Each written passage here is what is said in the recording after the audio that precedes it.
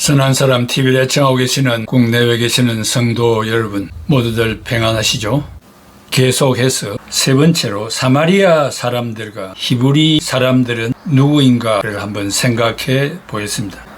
이 논의와 관련된 질문은 사도행전 6장에 히브리인 중 일부 또는 전부가 유대인이 아니라 사마리아 사람이었는가 하는 것과 만약 그렇다면 이 구절을 해석하는데 시사하는 바가 있을 것입니다. 올브라이트와 마하는 미국 동양학회 모임에서 제시한 아브라함 스피로스의 자료의 요약에서 스데반이 사마리아 사람의 배경을 가지고 있다는 증거를 인용했습니다. 그리고 사도행전 7장 2절에서 50절이 사마리아 오경에 의존하고 구약 성경에 대한 전통적인 사마리아 사람들의 견해를 반영하고 있기 때문에 사도행전 7장 2절에서 50절은 확정된 것으로 사용하였다고 말했습니다. 마하는 스데반이 사마리아 사람과 동일시 된다는 것에 대해서 14가지 이유를 제시합니다. 그중 가장 비평적인 요점들을 열거하면 다음과 같습니다. 첫째는 아브라함의 아버지 나이 차이점의 문제입니다. 스데반이 족장들과 이스라엘의 역사에 대해서 사도행전 7장에서 설교한 내용이 유대인 본문 전통 마소라에 근거한 것이 아니라 사마리아 오경의 창세기와 출애굽기에 근거하고 있습니다. 예를 들면 사도행전 7장 4절에는 아브라함이 그의 아버지 데라가 죽은 후 하란을 떠난 것으로 되어 있습니다. 창세기 11장 26절 데라는 70세에 아브라함과 나홀과 하란을 낳았더라 했습니다. 창세기 12장 4절에 아브라함이 하란을 떠날 때에 75세였더라. 이것은 아브라함이 하란을 떠났을 때 데라는 145세라는 것을 뜻합니다. 사마리아 본문을 따르면 데라는 145세를 향수, 즉 오래 사는 복을 받은 것으로 기록되었지만 반면에 예루살렘 전통 마소라 사본은 데라가 205세에 죽었다고 기록되어 있습니다. 창세기 11장 32절에 데라는 나이가 205세가 되어 하란에서 죽었더라. 우리 성경에 그렇게 되어 있습니다. 사도행전 7장 4절에는 아브라함이 아버지 데라 죽은 후 하란을 떠났습니다. 아브라함이 갈대아 사람의 땅을 떠나 하란에 거하다가 그의 아버지 데라가 죽음에 하나님이 그를 거기서 너희 지금 사는 이 땅으로 옮기셨나니라. 사마리아 본문인 사도행전에는 데라가 145세에 죽었다고 하였고 마사라 본문인 창세기 11장 32절에 데라는 나이가 205세가 되어 하란에서 죽었더라. 두째는 단수와 복수의 차이점입니다. 사도행전 7장 32절에 나는 네 조상의 하나님 즉 아브라함과 이삭과 야곱의 하나님이라 하신데 모세가 두려워 감히 바라보지 못하더라. 스데반은 나는 네 조상의 하나님이라는 전통적인 성경을 인용하고 있습니다. 영문으로 마소라 본문인 출애굽기 3장 6절에는 아버지는 단수로 기록되어 있고 사마리아 사본인 사도행전에는 복수로 조상들 fathers로 기록되어 있습니다. 셋째, 사용의 횟수. 사마리아 본문 사도행전 7장 5절 그러나 여기서 발붙일 만한 땅도 유업으로 주지 아니하시고 다만 이 땅을 아직 자식도 없는 그와 그의 후손에게 소유로 주신다고 약속하셨으며 여기에 유업, 소유, 기업, 헬라말로 클레노노미아, inheritance라는 단어가 2번 기록되어 있습니다. 그러나 마소라 본문인 신명기 2장 5절에 이는 내가 세일산을 너희에게 기업으로 주었음이라. 여기 기업은 히브리 말로 예루사 possessions 이는 단 한 번만 기록되어 있습니다.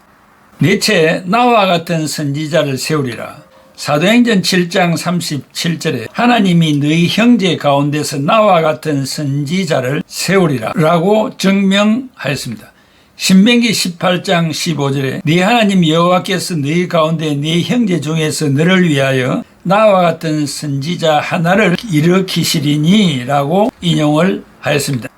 그러나 스데반은 이스라엘 백성에게 증명하기 위하여 창세기와 출애굽기의 내용만 사용하므로 사도행전 7장 37절은 사마리아 본문, 신명기 18장 18절 내가 네 형제 중에서 너와 같은 선지자를 세울 것이다. 그리고 내 말을 그 입에 두리라 해서 인용되었을 가능성이 더욱 큽니다. 다섯 번째, 사마리아인을 칭찬하고 유대인을 비난했습니다. 스데반은 그가 마치 유대인이 아닌 것처럼 말했습니다. 사도행전 7장 41절에서 43절에 내가 너희를 바벨론 밖으로 옮기리라 함과 같으니라. 여기에 43절에 내가 너희를 바벨론 밖으로 옮기리라 라고 한 것은 아모스 5장 27절을 개정한 것입니다. 내가 너희를 다메섹 밖으로 사로잡혀 가게 하리라. 그러므로 스데반은 북이스라엘의 아수르 유배를 언급하기보다는 유다의 바벨론 유수를 말하고 있습니다. 아모스 5장 27절에 내가 너희를 다메섹 밖으로 사로잡혀 가게 하리니 그의 이름이 만군의 하나님이라 불 이유는 여호와께서 말씀하셨나니라. 사도행전 7장 43절에 내가 너희를 바벨론 밖으로 옮기리라 함과 같으니라.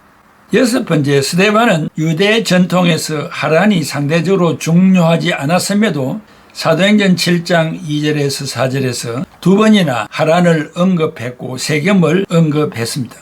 그것은 하란이 사마리아 전통에서 중심이 되기 때문입니다. 세겜은 스데반이 유일하게 언급한 다른 도시입니다.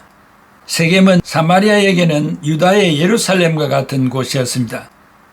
스데반은 야곱과 그의 아들들은 아브라함이 구입했던 세겜에 있는 무덤에 묻혔다고 했습니다. 사도행전 7장 16절에 세겜으로 옮겨져 아브라함이 세겜 하몰의 자손에게서 은으로 값주고 산 무덤에 장사되니라. 이 사실은 스데반이 히브리 성경 창세기 23장 2절 사라가 가나안 땅 헤브론 곧 기럇 아르바에서 죽음에 아브라함이 들어가서 사라를 위하여 슬퍼하며 애통하다가에서 언급하는 것처럼 헤브론이 아니라 막벨라 굴은 그리심산에 있는 세겜에 있다는 사마리아 전통을 믿었다는 사실을 의미합니다.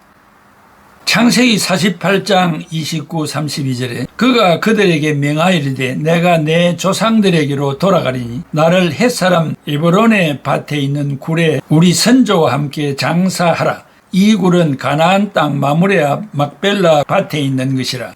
아브라함이 헷사람 에브론에게서 밭과 함께 사서 그의 매장지를 삼았으므로 아브라함과 그의 아내 사라가 거기 장사되었고 이삭과 그의 아내 리브가도 거기 장사되었으며 나도 레아를 그곳에 장사하였노라. 이 밭과 거기 있는 굴은 헷사람에게서 산 것이니라.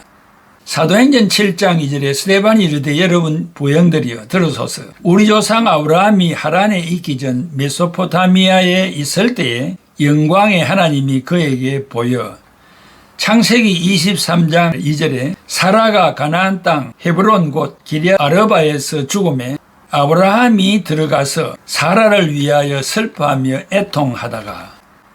일곱 번째, 산을 장소로 자주 바꾼 일입니다. 스데반이 사도행전 7장 7절에 또 이르시되 종 삼는 나라를 내가 심판하리니 그 후에 그들이 나와서 이곳에서 나를 섬기리라 하시고 라고 한 것은 창세기 15장 14절 그들이 섬기는 나라를 내가 징벌할지며 그 후에 네 자손이 큰 재물을 이끌고 나오리라 한 본문과 출애굽기 3장 12절 너희가 이 산에서 하나님을 섬기리니라고 한 본문을 인용하였습니다. 여기서 스데반은 히브리 단어 산은 바르, 마운틴을 장소로 자주 바꾸므로 사마리아 전통을 따르고 있습니다. 장소란 단어는 사마리아 전통에서는 세겜이나 그리심 산으로 이해가 됩니다. 사도행전 7장 7절에 또 이르시되 종 삼는 나라를 내가 심판하리니 그 후에 그들이 나와서 이곳에서 나를 섬기리라 하시고 창세기 15장 14절에 그들이 섬기는 나라를 내가 징벌할지며 그 후에 네 자손이 큰 재물을 이끌고 나오리라. 출애굽기 3장 12절에 하나님이 이르시되 내가 반드시 너와 함께 있으리라. 네가 그 백성을 애굽에서 인도하여 낸 후에 네가 이 산에서 하나님을 섬기리니. 여덟 번째, 이것은 사마리아인의 의식적인 어구였습니다. 사도행전 7장 35, 40절에서 지시사 이것은 칠레나 나타나는데 다른 사마리아 예배에서 발견되는 대표적인 사마리아인의 의식적인 어구였습니다. 사도행전 7장 35절에 그 모세를, 36절에 이 사람이, 37절에 이 모세라, 38절에 그 천사와 39절에 그 마음이, 40절에 이 모세는 등으로 사용된 것입니다. 아홉 번째, 사마리아의 전통은 여호수아가 그리심산에서 제단을 세웠다고 주장합니다. 여호수아 24장 25절에 그날에 여호수아가 세겜에서 백성과 더불어 언약을 맺고 그들을 위하여 율례와 법도를 제정하였더라. 다윗은 그리심산 기슭에서 기름 부음을 받았고 그리심산에 있는 제단에 제물을 보냈다고 사마리아 사람들은 말합니다. 다윗의 조언자들은 다윗이 예루살렘 성전을 짓기를 원했지만 사마리아 제사장들은 다윗이 예루살렘의 성전을 세우지 못하도록 설득했다고 합니다. 열 번째, 스데반은 솔로몬이 성전을 예루살렘에 세운 것을 비난하였고 열왕기상 8장 27절에서 하나님이 참으로 땅에 거하시리까 하늘과 하늘들의 하늘이라도 주를 용납하지 못했거든 하물며 내가 건축한 이 성전이오리까 라는 솔로몬의 기도를 개정해서 표현했고 이사야 66장 1, 2절을 약간 개작해서 너희가 나를 위하여 무슨 집을 지으랴 라는 말을 첨가시켰습니다. 스데반은 예루살렘 성전은 세속적인 기원을 가졌고 잘못된 사람에 의해서 잘못된 장소에 건축되었다는 사마리아 사람들의 견해를 가지고 있는 것처럼 보입니다. 스데반은 사마리아 사람이었을 것이기 때문에 예루살렘에 거하지 아니하였고 성전에 대한 열심을 가진 유대인들이 예루살렘에 왔을 때 그들 중에서 성전을 반대하는 설교를 했습니다. 사도행전 6장 9에서 14절에 이른바 자유민들 즉 구레네인 알렉산드리아인 길리기아와 아시아에서 온 사람들에 해당해서 어떤 자들이 일어나 스데반과 더불어 논쟁할세 스데반이 지혜와 성령으로 말함을 그들이 능히 당하지 못하여 사람들을 매수하여 말하게 하되 이 사람이 모세와 하나님을 모독하는 말을 하는 것을 우리가 들었노라 하게 하고 백성과 장로와 서기관들을 충동시켜 와서 잡아가지고 공회에 이르러 거짓 증인들을 세우니 이르되 이 사람이 이 거룩한 곳과 율법을 거슬러 말하기를 마지 아니하는도다. 그의 말에 이 나사렛 예수가 이곳을 헐고 또 모세가 우리에게 전하여 준 규례를 고치겠다 함을 우리가 들었노라 하거늘. 스데반은 유대인들 중에서 적대자들을 만났습니다. 스데반이 사마리아 사람이며 사마리아인은 사도행전 7장에 히브리인들이라고 주장하는 말의 글을 요약하면 요세푸스는 그들 즉 사마리아인들은 자신을 히브리인들이라고 불렀다고 증명합니다. 이 사실은 스스로 자신들을 히브리 사람들이라고 부르는 사마리아 사람들의 문학작품 속에서 여러 번 나타남으로 확정됩니다. 이것은 또한 유대 문학 작품들로부터 추론될 수 있는데 70인역에 창세기 14장 13절 도망한 자가 와서 히브리 사람 아브라함에게 알리니 히브리 사람은 강 저편에 살던 아브라함으로 번역이 되었는데 이것은 항상 히브리어를 헤브라이오스로 표현하는 표준적인 70인역의 관례와는 다릅니다. 아브라함에 관한 사항에 대한 왜곡은 아브라함은 히브리 사람이라고 주장하는 사마리아인들에 대한 유대인들의 논박입니다. 1세기 유대인들은 히브리 사람이라고 부르지 않았을 뿐만 아니라 이방인들도 유대인을 히브리 사람이라고 부르지 않았습니다. 고린도후서 11장 22, 24절에 그들이 히브리인이냐 나도 그러하며 그들이 이스라엘인이냐 나도 그러하며 그들이 아브라함의 후손이냐 나도 그러하며 그들이 그리스도인의 일꾼이냐 정신없는 말을 하거니와 나는 더욱 그러하도다. 내가 수고를 넘치도록 하고 옥에 갇히기도 더 많이 하고 매도 수없이 맞고 여러 번 죽을 뻔하였으니 유대인들에게 10에서 하나 감한매를 5번 맞았으며 바울은 히브리인과 유대인을 구별하고 있습니다. 단지 2세기의 기독교인들만이 히브리인을 유대인과 같은 뜻으로 사용을 했습니다.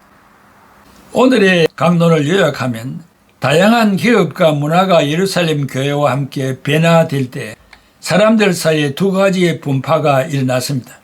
아람어를 사용하는 유대인들, 즉 히브리 말을 사용하는 유대인들은 지방 습관에 익숙하고 헬라어를 사용하는 유대인들은 로마 관습에 익숙하였습니다. 사도행전 6장은 헬라어를 사용하는 유대인 과부들이 매일 배급되는 음식을 받지 못하여 불평함을 말하고 있습니다. 그리고 헬라파 유대인들은 디아스포라 유대인들로 오랫동안 헬라 문명이 지배하던 이방 지역에서 살다가 예루살렘에 돌아와서 사도들의 전도로 신자가 된 사람들입니다. 이 두 파가 예수를 믿고 하나의 공동체를 이루고 있었지만 그 안에서도 여전히 언어, 문화, 신학적인 차이를 가지고 있었던 것으로 보입니다. 특별히 고향을 떠나 예루살렘에 이주해온 헬라파 유대인들은 예루살렘 토박이와 달리 생활이 어려워 생계에 도움이 필요하였습니다. 이들이 매일의 구제에서 소홀히 대우를 받음으로 말미암아 불평이 생긴 것입니다. 이것은 표면상 적은 불평이 큰 불화를 예고하였으며 그리고 복음 사역을 무시하지 않고 해결되어야 할 과제였습니다. 신약 교회 안에서 책임을 분담하는 첫 사례로 예루살렘 교회 안에 사도행전 6장 1절에 말하는 대로 성숙한 크리스찬들을 세워 불평을 해결하는 특별한 임무를 준 7사람과 사도들로 하여금 기도하는 일과 말씀을 증거하는 일, 본질적인 업무 분담을 나누는 첫 사례가 되었습니다. 물론 식탁 봉사가 덜 중요하다는 것이 아님을 강조하고 싶습니다. 다만 사역의 기능과 역할의 차이만 있을 뿐입니다. 사도들이 말씀을 전하는 일도 봉사 섬김으로 표현하였고 구제하는 일도 봉사입니다. 따라서 사역의 중요성을 구별하는 것보다 사도들에게 더 중요한 문제는 공동체의 통일성을 유지 발전시키는 것이었습니다. 초대교회에서 선택된 7사람 중 특별히 니골라를 제외한 6명은 헬라파 유대인이었다는 사실이며 또한 스데반이 사마리아인이었다는 사실을 10가지로 입증했습니다. 이들이 합심하여 불평의 문제를 해결하였고 교회는 계속하여 성장 발전하였습니다. 기도하겠습니다. 고마우신 나우지 하나님, 은혜와 사랑을 감사합니다. 오늘 사도행전 6장에 나오는 헬라파 유대인과 또 히브리파 유대인과의 관계에서 일어나는 이런 불평의 문제의 그 뿌리가 되는 것을 생각했습니다. 사마리아인으로서 또한 말씀을 받고 주님의 제자가 되어 초대교회에 7명 중 6명이 선택되어 자기 동족 과부들이 불평하는 문제를 친히 해결하는 기수가 되어 교회를 안정시키고 발전시켰다는 측면에서 얼마나 놀랍고 감사한지 말로 다 알 수 없습니다. 오늘의 교회 안에 어떠한 불평과 불만이 있을지라도 이 문제를 예사롭게 생각하지 않고 소홀히 생각하지 않고 또 정당하게 인격 대우를 하여 기본적으로 이러한 문제가 일어나지 않도록 할 뿐만 아니라 혹간 있을 때에도 속히 속결하여 해결하고 교회가 안정을 찾고 평안을 유지하며 복음이 확대 발전될 수 있도록 모두가 힘을 쓰며 이런 해결책에 앞장서는 우리들이 되게 하여 주옵소서. 예수 그리스도의 이름으로 기도하옵나이다. 아멘.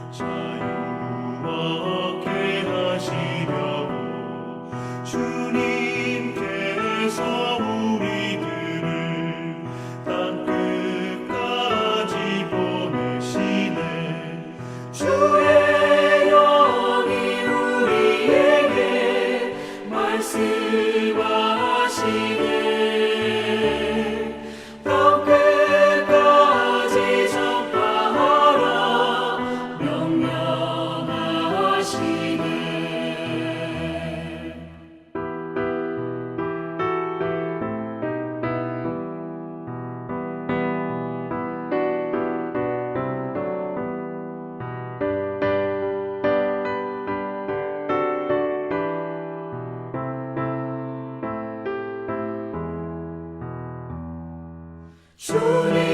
사람 온 세상에 본이 되게 하시려고 주님께서 우리들을 친구처럼 사랑하네. 주의 영이 우리에게 말씀하시네. 내 이웃을 사랑하라.